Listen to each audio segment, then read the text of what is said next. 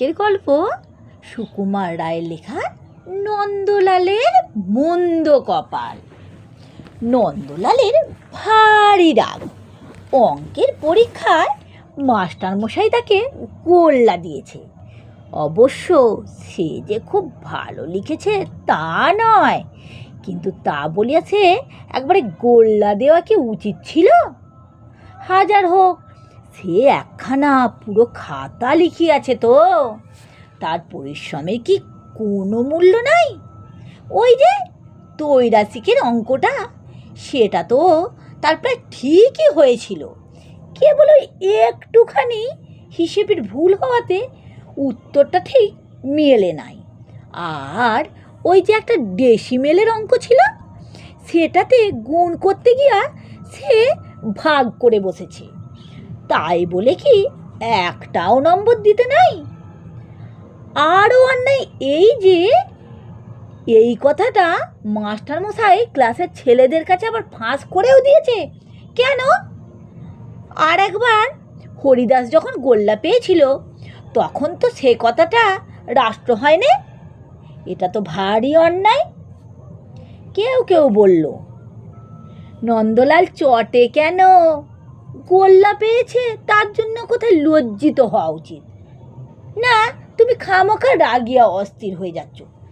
এই কথা শুনে নন্দলাল তো রেগে আরও আগুন। কি এত বড় কথা? সে যে ইতিহাসে 100-র মধ্যে 25 পেয়েছে, সেটা বুঝি কিছু নয়?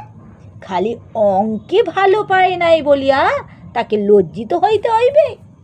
সব বিষয়েই যে সকলে ভালো পাইবে তার কি কোনো অর্থ আছে?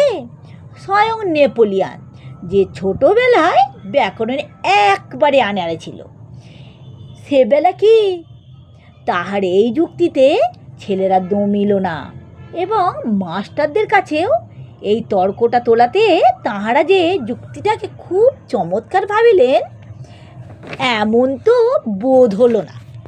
তখন নন্দলাল বলল, তার কপালটাই মন্দ, সে নাকি বরাবর তাহা দেখিয়াছে। সেই তো যেবার ছুটির আগে তাদের পাড়ায় হাম দেখা দিল, তখন বাড়ি শুদ্ধ সকলেই হামে ভুগে দিব্যি মজা করে স্কুল কামাই করলো। কেবল বেচারা নন্দলালকে নিয়ম মতো প্রতিদিন স্কুলে হাজিরা দিতে হলো। তারপর যেমন ছুটি আরম্ভ হলো, অমনি তাকেও জ্বরে আর হামে ধরিল। তার সমস্ত ছুটিটাই মাটি হয়ে গেল। সেই যেবার সে মামার বাড়ি গেল, সেবারে তার মামা তো ভাইরা কেউ বাড়ি ছিল না, ছিলেন কোথাকার এক বদ মেজাজি মেসো। তিনি উঠতে বসতে কেবল ধমক আর শাসন ছাড়া আর কিছুই জানতো না। তারপর সেবার এমন বৃষ্টি হলো যে একদিনও ভালো করে খেলা জমলো না, কোথাও বেড়ানোই গেল না। সেই জন্য পরের বছর যখন আর সকলে মামার বাড়ি গেল, সে তখন কিছুতেই যেতে রাজি হলো না। পরে শুনলো সেবার নাকি সেখানে চমৎকার মেলা বসেছিল। কোন রাজার দলের সঙ্গে আবার 25টা হাতি এসেছিল, আর বাজি যা পোড়ানো হয়েছিল সে একবারে আশ্চর্য রকমের। নন্দলালের ছোট ভাই যখন বারবার উৎসাহ করে তার কাছে এই সকল বর্ণনা করতে লাগলো, তখন নন্দ তাকে এক চড় মেরে বলল, যা যা, মেলা বক বক করিস নে। তার কেবল মনে হতে লাগলো সেবার সে মামার বাড়ি গিয়েও ঠকলো, এবার সে না যেয়েও ঠকলো। তাহার মতো মন্দ কপাল আর কারোর নাই। স্কুলেও ঠিক তাই, সে অঙ্ক পারে না, অথচ অঙ্কের জন্য 2-1 প্রাইজ ঠিক আছে। এদিকে ভূগোল ইতিহাস তার কণ্ঠস্থ, কিন্তু ওই 2-র একটাতেও প্রাইজ নাই। অবশ্য সংস্কৃতেও সে নেহাত কাঁচা নয়, ধাতু প্রত্যয় বিভক্তি সব চটপট মুখস্থ করে ফেলে। চেষ্টা করলে সে কি পড়ার বই আর অর্থপুস্তকটাকে সড়গড় করতে পারে। ক্ষুদিরাম পণ্ডিত মশাইয়ের প্রিয় ছাত্র, ক্লাসের মধ্যে সেই যা একটু সংস্কৃত জানে, কিন্তু তা তো বেশি নয়। নন্দলাল ইচ্ছে করলে কিন্তু তাকে হারাতে পারে। নন্দ জেদ করে স্থির করলো, এবারে ক্ষুদিরামকে আমি দেখে নেব। ছোকরা এবছর সংস্কৃতের প্রাইজ পেয়ে ভারী দেমাক করেছে, আবার অঙ্কের গোল্লার জন্য আমাকে খোঁটা দিতে এসেছিল। আচ্ছা, এবারে বাছাধনকে দেখাবো মজা। নন্দলাল কাহাকেও না জানাইয়া সেই দিন থেকে বাড়িতে ভয়ানকভাবে পড়তে শুরু করলো। ভোরে উঠিয়া এসে হসতি হসত হসন্তি শুরু করলো। রাত্রেও অস্থি গোদাবরী তীরে বিশাল শালমলি তরু বলিয়া ঢুলতে থাকে। কিন্তু ক্লাসের ছেলেরা এ কথার বিন্দু বিসর্গ জানে না। পণ্ডিত মশাই যখন ক্লাসে প্রশ্ন করেন তখন মাঝে মাঝে উত্তর জানিয়াও সে চুপ করে মাথা চুলকাতে থাকে। এমনকি কখনো ইচ্ছা করিয়াও দু একটা প্রশ্নের ভুল উত্তর বলে দেয়, পাছে ক্ষুদিরাম তার পড়ার খবর টের পেয়ে যায়। আরও সে বেশি করে পড়ে মন দেয়। সেই জন্যে তার ভুল উত্তর শুনে ক্ষুদিরাম মাঝে মাঝে বেশ ঠাট্টা করে। নন্দলাল তাহার কোনো জবাব দেয় না। কেবল ক্ষুদিরাম নিজের যখন একবারে ভুল করে তখন সে মুচকে মুচকে হাসে আর ভাবে, পরীক্ষার সময়ে অমনি ভুল করলেই বাছাধন গেছেন, তাহলে এবারে আর ওকে সংস্কৃতে প্রাইজ পেতে হবে না। ওদিকে ইতিহাসের ক্লাসে নন্দলালের প্রতিপত্তি কমতে লাগলো, কারণ ইতিহাস আর ভূগোলে নাকি এরকম করিয়া শিখিলেই পাস করা যায়, তাহার জন্য নম্বরের কোনো ভাবনা নেই। তাহার সমস্ত মনটা এখন রয়েছে সংস্কৃত পড়ার উপরে, অর্থাৎ সংস্কৃতের প্রাইজটা তাকে নিয়ে যেতেই হবে। একদিন মাস্টারমশাই বলল, কি হে নন্দলাল, আজকাল বাড়িতে কিছু পড়াশোনা করো নাকি? তা না হলে সব বিষয়ে যে তোমার দুর্দশা হচ্ছে তার অর্থ কি? বাড়িতে কি পড়ো বলো দেখি। নন্দ আরেকটু হইলেই বলিতে যাচ্ছিল আগে সংস্কৃত পড়ি, কিন্তু কথাটাকে হঠাৎ সামলে আগে সংস্কৃত নয় বলিয়াই সে ভারী থতমত খাটিয়া থামিয়া গেল।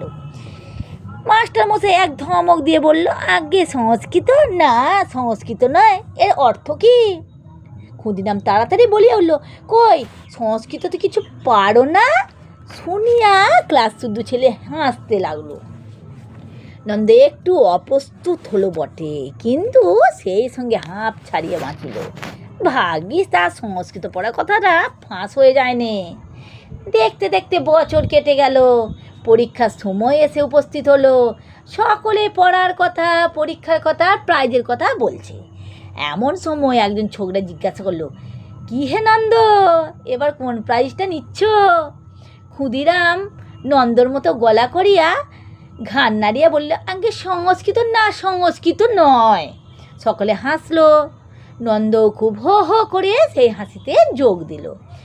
মনে মনে ভাবলো, বাছাধন হে হাসি আর তোমার মুখে বেশি দিন থাকছে না। যথাসময়ে পরীক্ষা আরম্ভ হলো এবং যথাসময়ে শেষও হলো। পরীক্ষার ফল জানার জন্য সকলে আগ্রহ করে আছে। নন্দও রোজ নোটিশ বোর্ডে গিয়ে দেখে তাহার নামে সংস্কৃতের কোনো প্রাইজ পাওয়ার কোনো বিজ্ঞাপন আছে কি না। তারপর একদিন হেডমাস্টার মশাই একতারা কাগজ নিয়ে ক্লাসে এলো। এসেই তিনি গম্ভীরভাবে বললেন, এবারে দু একটা নতুন প্রাইজ হয়েছে আর অন্য বিষয়ে কোনো কোনো পরিবর্তন হয়েছে। এই বলে তিনি পরীক্ষার ফলাফল পড়তে লাগলেন।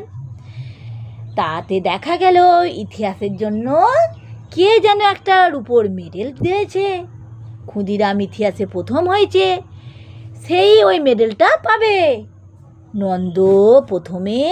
সংস্কৃতে নন্দ প্রথম হয়েছে, ক্ষুদিরাম দ্বিতীয়, কিন্তু এবারে সংস্কৃতে কোনো প্রাইজ নাই। হায় হায়, নন্দের কি কপাল! নন্দের অবস্থা তখন শোচনীয়। তাহার ইচ্ছে হচ্ছিল সে ছুটে যে ক্ষুদিরামকে কয়েকটা ঘুষি মারে।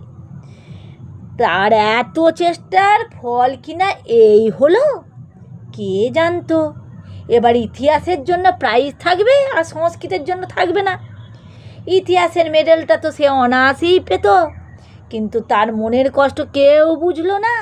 সবাই বলল, বেড়ালের ভাগ্যে শিকে ছিঁড়েছে, কেমন করে ফাঁকি দিয়ে নম্বর পেয়েছে। নন্দ দীর্ঘ নিঃশ্বাস ছেড়ে বলল, আমার কপালটাই মন্দ।